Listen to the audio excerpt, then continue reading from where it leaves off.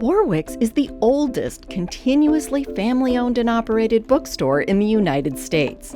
And Nancy Warwick learned that from a customer. The key to that is that it's always been in my family. My great-grandfather opened the first Warwicks in 1895 in Mankato, Minnesota. W.T. Warwick moved the business to La Jolla in 1939. Now Nancy Warwick is the fourth generation to run the independent bookstore. I love the store. It's just kind of in my blood. It's so much a part of my life. And it was really great because my parents always included us from a young age. They would ask our opinions, they would tell us stories. They'd be funny stories, they'd be sad stories, they'd be stories of shoplifters. The bookstore was the family business, but also a playground for Warwick, especially the dumbwaiter. When I was a little girl, my sister and I used to sit in here and ride up and down and go as fast as we could. If you look in the back of it, you can see that our parking lot used to start here. This was one of our first expansions of the store where we added the back offices. As an adult, Warwick took over the store in the 1990s. The role of the independent bookstore, I can't overstate. It's the sense of connectedness between book lovers, that shared love of a great read and just wanting to hold it afterward. And we have this wonderful customer base. People who shopped here when they were a child are now bringing in grandchildren. We have customers that come in every day of the week, or we have customers that bring their dog in every day of the week for their cookie. So smart to have dog biscuits in any kind of store. It's also smart to have great customer service, build community, sell more than just books, and be in a neighborhood that can afford to buy expensive hardbacks. As Warwick's head book buyer, Mallory Groff has a bibliophile's dream job. If someone had told me I could buy books for a living, I would have been like, you're kidding.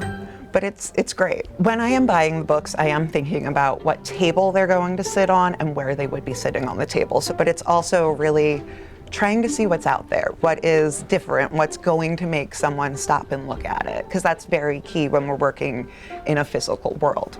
Publishers now focus on the physical packaging to make owning a book feel a little more special. And Groff likes to highlight that on the art wall. It is one of probably the rarest things you'll actually find in an independent bookstore. We have so many different books that people stop in and look at. We catch people's eye from the street. Once people are inside, the staff can pair them with the perfect book. It is one of my favorite things, the fact that people put so much trust in our booksellers. We have recommendations in so many books out here, so they don't necessarily have to ask if they don't want to, but it's a joy to watch different booksellers walk customers around, find them the perfect gifts, and then it's a joy, and that's something where we're very lucky to have staff that is so good at recommending and that really listen and know what people are looking for. Connecting people to books is part of what Julie Slavinsky does as director of events. There's something hollowed about these walls that people love to come and be part of the legacy of, people like Salman Rushdie have been here. There's nothing like sitting in the room hearing an author talk about their work. I mean, it is transcendent. You can't reproduce that in a digital format or an audio format. Audiences do want to have their book signed. Warwicks is definitely about the in-person experience, and Warwick sees the store as having a personality and even a life of its own. I don't know how it happened, but somehow the environment of the store makes people feel warm and safe. I think part of that is intrinsic to books, but also it's about having so many long-term staffers who really like the customer. It's a warm atmosphere and there's a lot of sharing of stories. And appreciating 128-year family history. I just want to say, from the Warwicks dumbwaiter, I'm Beth Accomando for KPBS News.